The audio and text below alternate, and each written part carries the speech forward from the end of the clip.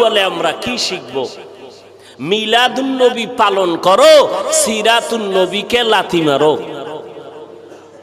এই কথা যারা বলে এদের মতো নিকৃষ্ট বেয়াদব পৃথিবীতে আর কেউ নেই।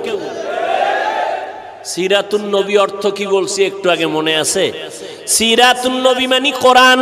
নবীর আদর্শ হলো কোরআন, নবীর আদর্শ নামাজ, নবীর আদর্শ পর্দা, নবীর আদর্শ হালাল, নবীর আদর্শ জিকির, নবীর আদর্শ রমজানের রোজা। তাহলে যারা কয় সিরাতুন নবী লাথি মারো, লাথি গিয়া লাগলো কই রে বেঈমান, খবর রাখুনি।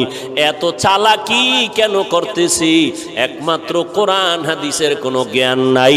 2 নম্বরে জাহান্নামের আযাবের ভয় নাই।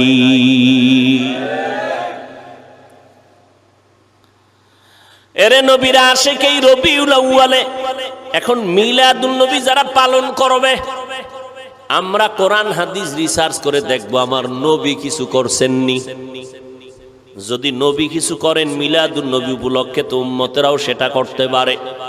মুসলিম শরীফের হাদিস, আল্লাহর নবীর থেকে পাওয়া যায় নবী প্রত্যেক সোমবার দিন রোজা রাখতেন। কি বার? বছরে একবার।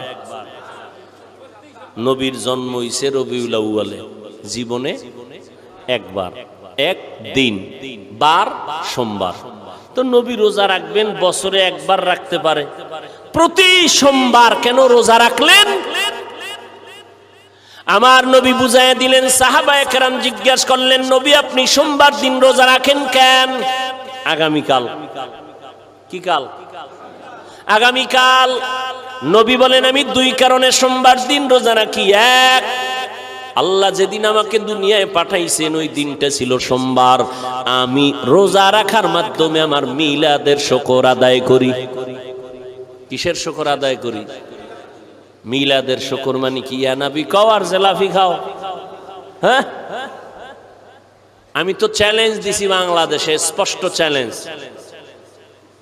পৃথিবীর কোন হাদিসে কোন সাহাবী, ইমাম আবু হানিফা, ইমাম শাফিঈ, ইমাম আহমদ বিন হাম্বল, ইমাম মালিক, 4 মাযহাবের 4 ইমাম, ইমাম বুখারী, ইমাম তিরমিজি, ইমাম মুসলিম, পৃথিবীর কোন হাদিসে যদি কেউ দেখাইতে পারো রসুলকে সালাম দেওয়া, ইয়া নবী সালামু আলাইকা, ইয়া রাসূল সালামু আলাইকা, ইয়া হাবিব সালামু আলাইকা কইয়া কোন সাহাবী রসুলকে সালাম দিছেন, একটা জয়ীফ হাদিসও যদি দেখাইতে পারো, ওদিন থেকে তোমার গোলাম হয়ে যাবে। আবু হানিফাও এই সিস্টেমে কোনোদিন সালাম দেননি। তুমি আবু হানিফার মাযহাব মানো, এটা ভাইলা কই? ইমাম শাফি দেন নাই, ইমাম বুখারী দেন নাই, ইমাম মালিক দেন নাই, ইমাম আহমদ বিন হাম্বল দেন নাই। বলে সালাম আল্লাহর নবীরে কেমনে দিবা? ও বাবা তুমি বানাও কেন? আমার আল্লাহ নিজেই শিখাইয়া দিছেন কেমনে সালাম দিবা। আসসালামু আলাইকা আইয়ুহান নবিয়্যু। মেরাজের রাত্রে আমার আল্লাহ নবীরে সালাম দেওয়ার নিয়ম শিখাইলেন। আল্লাহ যেইভাবে নবীরে সালাম দেয় উম্মতেরা তোমরা ওইভাবে সালাম দাও। কয় কি? কয় নবীরে সালাম শব্দ বলবা আগে, তারপরে বলবা নবীর নাম, নবীরে সম্বোধন করবা, এরপরে আসসালামু কাবলাল কালাম। সালাম দিবা কথার আগে ভাইজান কেমন আছেন, সালাম আলাইকুম না, না, আগে বলবা সালামু আলাইকুম ভাইজান কেমন আছেন, সালামু আলাইকুম আম্মাজান কেমন আছেন, সালামু আলাইকুম আব্বাজান কেমন আছেন। আব্বাজান কেমন আছেন সালাম আলাইকুম, এটা সুন্নত না। সুন্নত কি? সালাম আগে দাও। আল্লাহ পাক ওই মেরাজের রাত্রে আমার নবীর সালাম দিলেন, আত্তাহিয়াতু লিল্লাহি ওয়াস সালাওয়াতু ওয়াত তাইয়্যিবাতু আসসালামু আলাইকা আইয়ুহান নবী। আল্লাহ আগে সালাম দিলেন, তারপরে বললেন আইয়ুহান নবী। নবী শব্দটা বললেন পরে, সালাম দিলেন আগে। এবার মেরাজের কথা বাদ। আপনারা যারা মক্কায় গিয়া হজ করেন, হজে গেছেন হাজী সাহেবরা, মদিনার রওজায় গিয়া যখন আল্লাহর নবীর সালাম জানান, সালামের যত কিতাবাদি আছে, হজের যত কিতাব আছে, গিয়া দেখবেন ওখানে সালামের সিস্টেম কি? আসসালাতু ওয়াসসালামু আলাইকা ইয়া রাসূলুল্লাহ, আসসালাতু ওয়াসসালামু আলাইকা ইয়া হাবিবাল্লাহ, আসসালাতু ওয়াসসালামু আলাইকা ইয়া শাফিআল মুযনিবিন, আসসালাতু ওয়াসসালামু আলাইকা ইয়া রাহমাতাল লিল। বোবা হয়ে গেছেন না? পণ্ডিতি শেষ সব। রবিউল আউয়ালে জেলাফির বৃষ্টি গরম, ইয়া নবী কইব আর গরম গরম মিষ্টি খাইব। এই নবীর আশিক, আল্লাহ হেদায়াত দান করুন। আরো জোরে বলেন। তাহলে নবী মিলাদুন নবী উপলক্ষে কি রাখতেন?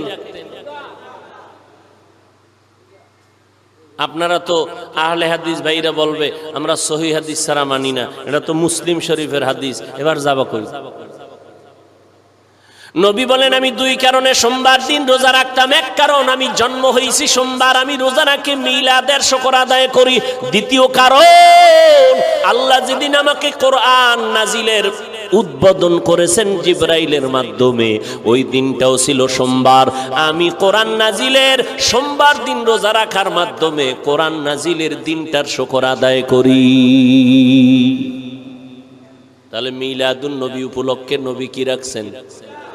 উম্মতেরা যদি মিলাদুন নবী কিছু পালন করতে চাও, মোহাব্বতে নবীর রোজা রাখো, নবীর আমল রোজা। সোমবার দিন রোজা রাখবা 12ই রবিউল আউয়াল আর 13 রবিউল আউয়াল, কোনো তারিখের ভেদাভেদ নাই, তারিখ বাদ দাও। নবীর দিন ঠিক রাখবা, সোমবার দিন ঠিক রাখবা। এটা 12 হোক আর যা হোক কোনো টেনশন নাই। সোমবার দিন রোজা রাখবা, কয় শুধু রবিউল আউয়ালে, কয় না না 12 মাস রোজা রাখবা। নবীও রোজা রাখছেন 12 মাস সোমবার দিন, কারণ নবী বুঝাইয়া দিলেন মিলাদুন নবী শুধু বছরে একবার না, 12 মাস মিলাদের আমল করো। কি শুধু রবিউল আউয়ালের 1 মাস? তো মিছিল দিয়া গেলি কই? 11 মাস যে খুঁজেও পাওয়া যায় না।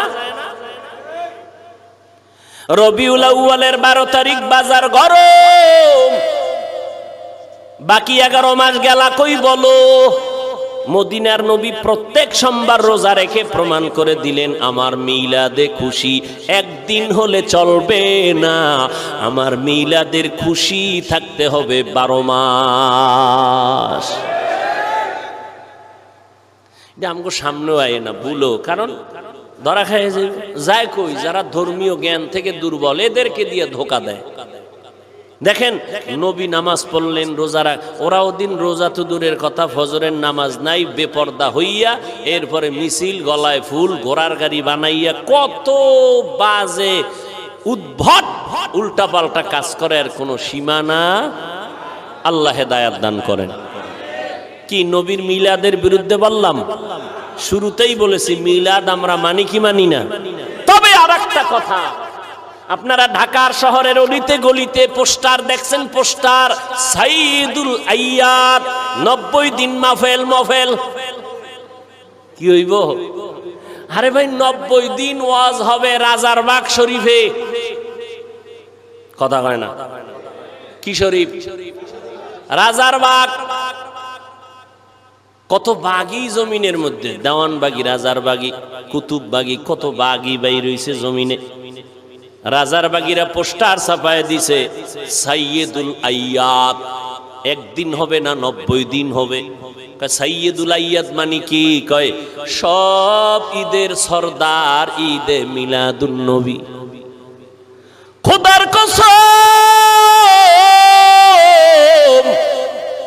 কোরআন শরীফের যত তাফসীর আছে, হাদিস শরীফের যত ব্যাখ্যার কিতাব আছে, আমাদের আহলে সুন্নাত ওয়াল জামাতের আলেমদের যত কিতাব আছে, আবু হানিফার পক্ষ থেকে যত কিতাব আছে, একটা কিতাবের পৃষ্ঠা খুলে যদি দেখাইতে পারো মিলাদুন নবী শব্দের আগে ঈদ লেখা আছে, ঈদে মিলাদুন নবী শব্দটা একটা লাইনে লেখা আছে, যদি দেখাইতে পারো ওই দিন থেকে আমরাও পালন করব। দান্দাবাজি কয়দিন? আজরাইল আসবে না যতদিন।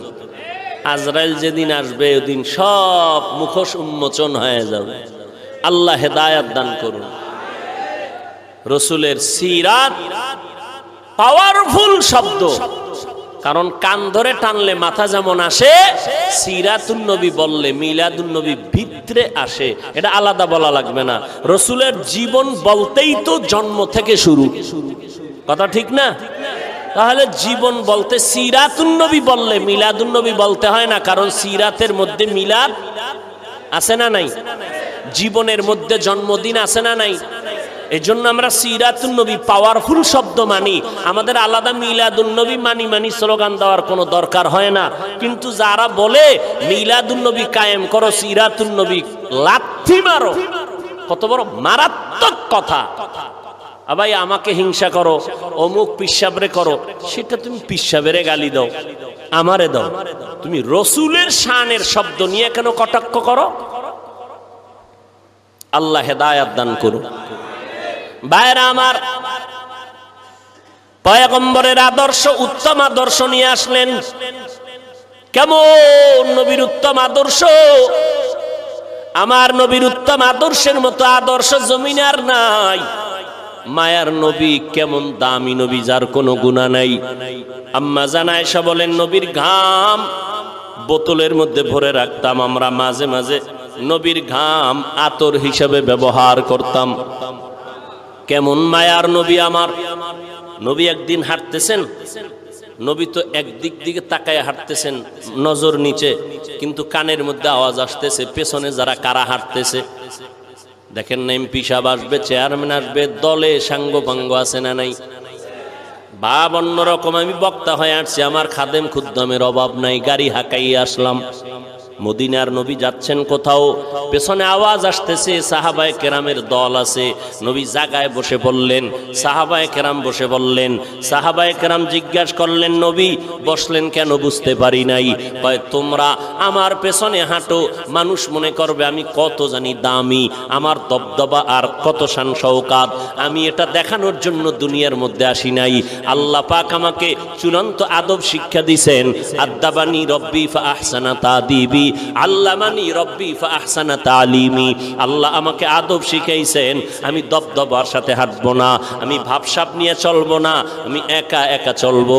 ওই নবীর আদর্শে গড়া হযরত ওমর, অর্ধ জাহানের খলিফা। যেই ওমর আমার নবীর গর্দান কাটার জন্য দৌড়ায়, ওই ওমর নবীর হাতে কালামা পড়ে এতটা দামি হয়ে গেল। সেই ওমর রাস্তা দিয়ে যখন হাঁটে, শয়তান ওই রাস্তায় চলে না। একটা মিনিট চিন্তা করে দেখেন কেমন মানুষ ওমর। এটা মানুষ না অন্য কিছু, যে শয়তান তারে ভয় পায়। যেই শয়তান আল্লাহর সামনে চালাকি করলো, আর সেই শয়তান ওমরের দেখলে দৌড়। কেমন ওমর? কয় পাওয়ার কি? কয় মোহাম্মদের পাওয়ার। সোহবতে সালেহ তোরা সালেহ কুনাত, সোহবতে তালে তোরা তালে কুনাত। জামান খারাপ লাগে না? মোনাজাত দিয়ে দিব তো, আর 2-4 মিনিটের মধ্যে ইনশাআল্লাহ কবুল করেন। কি বয়ান শুনবেন আজকে? ফজর পড়েন নাই, জোহর পড়েন নাই, মাগরিব পড়েন নাই, এশা পড়েন নাই, কি কসুর বয়ান শুনবেন? বয়ে বয়ে আসছেন, ওয়াজ শুনবেন, একটু দিলটা নরম কইরা আলেম ওলামা বয়ান করবে, চেহারা দেখলেও বরকত। মজলিসটায় বসবেন, নিয়ত করে আল্লাহ গুনাহ নিয়ে ঢুকছি, তওবা কইরা বেরোমু। ওই গজবের মোবাইল নিয়ে যারা বইছে, ওদের কানেও বয়ান ঢুকবে না, কলবেও ঢুকবে না। ওর কপাল পোড়া, হতভাগা, বদনসিব। এ মোবাইলে তাকায় রইছে, ছবি ঠিক মতো আইলনি, রেকর্ডটা ঠিক মতো হইলনি, তুই থাক মতো আজরাইলে তোরে ধরলনি, শয়তান ভিতরে ধোকা দিলনি। এই চিন্তা কর, ওই বয়ান চিন্তা করিস না। শুনছি গ্রামে বুদ্ধি থাকলে বলে ঘর জামাই থাক্কা লাগে না। কি তোমাকে বুদ্ধিও নাই, সব বোকা। উল্টা আমগো টুপিওয়ালাগো বোকা কও। একটা বুদ্ধিমান যদি চিন্তা করতা আজকের বয়ানটা আমার দরকার, তাহলে তুমি শুধু শুধু সময় নষ্ট না করে, মিডিয়াওয়ালারা যারা রেকর্ড করে, তুমি এখান থেকে অন্য টাইমে ডাউনলোড করে নিয়ে নিতা। তোমার ছবিও ভালো আইব না, রেকর্ডও। তাহলে এই কসুর আকামটা বয়ে বয়ে কেন করো? তোমার বাপের লাগে মান্নত কইরে আইছো না যে আমার মোবাইল লাগবেই। আবার কেউ দেখায়, দেখ দেখ জিনেরা আছে তো, এরা মোনাজাতের পরে মোবাইলটা নিয়ে যাইব, কথা দেখ আমারটা চলবে নি, আমি ধরে রাখছি, দেখ হবে কিনা। জিনেরা খানা চলবে, মোটামুটি একদিনের বাজার হবে, রেডি থাক, মোনাজাতটা হইতে দেরি, দেখবি পকেট খালি। আপনারা হাসেন, লজ্জা শরম থাকলে হাসতেন না। ১৫০০ বছর আগে রসুল বলে গেছেন, লা ইমান আর লিমান লা হায়া আলা, যার লজ্জা নাই তার ইমান নেই।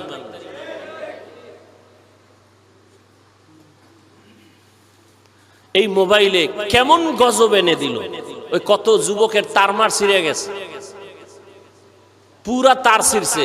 ও মাও চেনে না, বাপ চিনে না, ভাই চেনে না, বউ চেনে না, কিচ্ছু চিনে না। মোবাইল চালাইতে চালাইতে এমন মাথা নষ্ট, ফ্রি গেমস খেলছে, ফ্রি।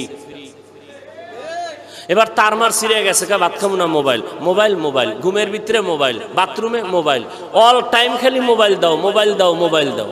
এখন কিচ্ছু ভালো লাগে না, পুরা রাস্তার পাগল হয়ে গেছে এই মোবাইল চালাইয়া বহু যুবক। আমি মিছা কই না, তোরা সত্য সাক্ষী দে, তোরা সাক্ষী দেস না? তোদের মতো যুবক মোবাইলের গেমস খেলা পাগল হয় নাই? কথা ক। তোর তারমার ছিঁড়ে নাই, তোর রাত্রের ঘুম নাই, খানা নাই, মা কয় মা আয় ঘুমা, কয় তুমি ঘুমাও, আমার টেনশন তুমি কেন করো? খানা খবর নাই, কাঠন হয়ে গেছে শুকাইয়া কাঠন। কেন? ওই তো একদিকে খানা খায় না, অপর দিকে ভিতরে যা ছিল সব ঘুমের ঘরে শেষ, কাঠন হয়ে গেছে চেহারাটা ভাল্লুকের মতো, আবার বেহায়ার মতো। যাও একটু লাইনে আসিল, চুল কাটতে বান্দর হয়ে গেছে, যা একটু চেহারাটা দেখাইতো ওই ইন্দুর আর বান্দরের মতো চুল কাটায়, এখন পুরা ভাল্লুক হয়ে রয়েছে। কি খুব কষ্ট লাগে না? আকামটা যখন করো তখন কষ্ট লাগে না? হুজুরে কইছে একটু ভালো বানানোর জন্য, খুব কষ্ট লেগে গেছে। রসুলের তরিকায় চুল কাটাটা ভালো লাগে নাই? বেঈমানের পা চাটা গোলাম হইয়া চুল কাটছো, লজ্জা করে না তোর? আবার আশেক দাবি করো রসুলের, আমার রসুলের তরিকায় চুল কাটার নিয়ম নাই, তো বেঈমানের পা চাটলি কেন? আবার দাবি করো আমরা হুজুরদের থেকে ভালো, আমরা রসুলের আশেক। লজ্জা গেল কই তোমার? তোমার মতো মানুষের আল্লাহ কি কইছে জানো? আমি হুজুরেরটা শুনে তুমি রাগ করলা। আল্লাহ কি কইছে জানো? তুই কুত্তা, তুই শুকর, তুই গরু। কয় না না না না, বালহুম আদল, তুই কুকুর শুকর চার পাও জানোয়ার ওয়ালাদের থেকেও তুই খারাপ। কে কইছে? কে কে? এবার শুন আল্লাহ কোথায় কইছে। ওয়ালাকাদ জারানা লিজাহান্নামা কাসীরাম মিনাল জিন্নি ওয়াল ইনস লাহুম কুলুবুন লা ইয়াফকাহুনা বিহা ওয়া লাহুম আ'য়ুনুন লা ইউবসিরুনা বিহা ওয়া লাহুম আযানুন লা ইয়াসমাউনা বিহা উলাইকা কাল আনআমি বাল হুম আদাল উলাইকা হুমুল গাফিলুন।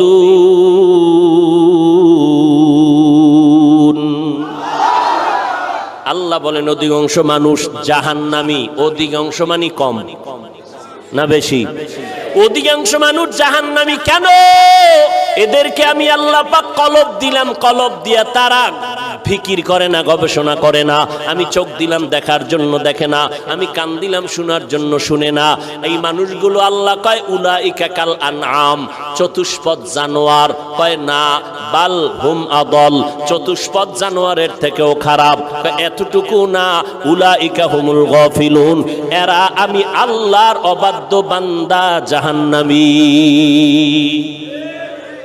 আল্লাহ আর এক আয়াতে বলে ইন্নাল ইনসানা লিরাব্বিহি লাকানুদ, মানুষ বড় নিমক হারাম। আল্লাহ আর এক আয়াতে বলেন উলাইকা হুম শাররুল বারিয়া, চূড়ান্ত ঘৃণিত জানোয়ারের থেকেও এরা খারাপ। তাহলে যেই মানুষের এত সম্মান দিলেন আমার আল্লাহ কোরআনের দ্বারা, সেই মানুষকে আবার আল্লাহ কয় এরা চতুষ্পদ জানোয়ার থেকেও খারাপ। সূরা আরাফ 9 পারা। আল্লাহ হেদায়াত দান করুন। যা কিছু বলি, উদ্দেশ্য কি সবাই খারাপ হয়ে যাবে? উদ্দেশ্য কি সবাই নবীর আদর্শওয়ালা হয়ে যায়? ও যুবক, আমার মতো হবেন সেটা একবারও বলি না। এই সাউন্ড উল্টা হইলো কেন? ঠিক কর। আমার মতো হবেন একবারও বলি না, বরং আমি একবারও বলি না চরমনাই যাও, তাবলিগে যাও, দাওবন্দে যাও, কওমি মাদ্রাসায় যাও, পায়ে ধরে ধরে ধরে ধরে 12টা মাস বয়ান করি আমি, কি বুঝাই রে বাবা?